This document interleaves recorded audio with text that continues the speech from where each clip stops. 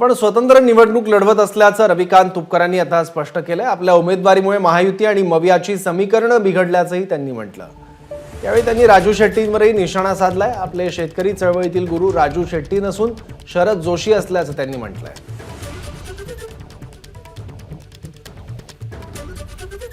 रविकांत तुपकर आता आपल्या सोबत आहेत।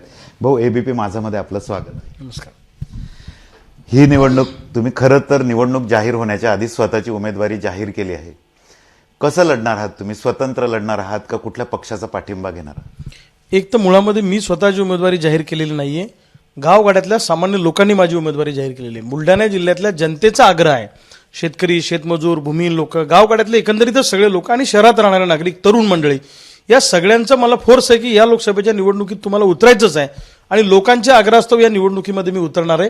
तुम्ही ज्या गुरूंचा म्हणजे राजू शेट्टींचा हात पकडून शेतकरी संघटनेत तुमचं करिअर केलं, त्या राजू शेट्टी साहेबांची भूमिका काहीशी वेगळी आहे। ते महाविकास आघाडीचा पाठिंबा घेणार आहेत। तुमची भूमिका काय असेल? नाही, मुळामध्ये माझे गुरु शेतकरी चळवळीतले स्वर्गीय शरद जोशी साहेब आहेत।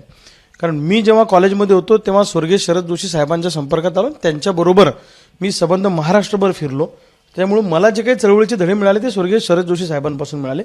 निश्चितच मी राजू शेट्टी साहेबांच्या संघटनेमध्ये काम करत आहे आणि त्यांची भूमिका जी आत्ता आहे की एकदा म्हणतात ते मी स्वतंत्र लढतो, आम्ही 6 जागा स्वतंत्र लढू, पुन्हा लगेच म्हणतात की महाविकास आघाडीने मला जर एकट्याला पाठिंबा दिला तर मग आम्ही बाकीचा पाठिंबा त्यांना देऊ। म्हणजे भूमिका जरा संशयास्पद आहे आणि त्यांची भूमिका दर पंचवार्षिकला अशीच असते। ते काही असं नवीन आहे असं नाही। दर पंचवार्षिकला ते म्हणतात आम्ही इतके मतदारसंघ लढू आणि ऐनवेळी कोणाची तरी युती करून एखादा मतदारसंघ पदरात पाडून घेतात, 1 किंवा 2 त्यांच्या भागातला, आणि ते तिथं निवडणूक लढतात। ते काही नवीन नाही।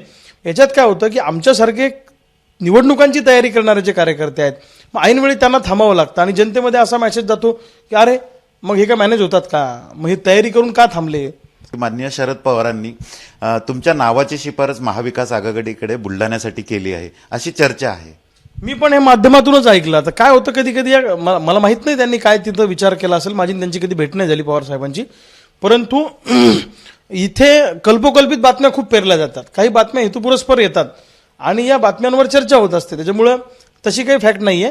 प्रस्थापित जे नेते आहेत, अद्यापही महाविकास आघाडी असू देत किंवा महायुती असू देत, कुठलाही उमेदवार जाहीर झाला नाही, त्यात प्रचारात तुम्ही आघाडी घेतली, कसं चित्र आहे ग्राउंडवर?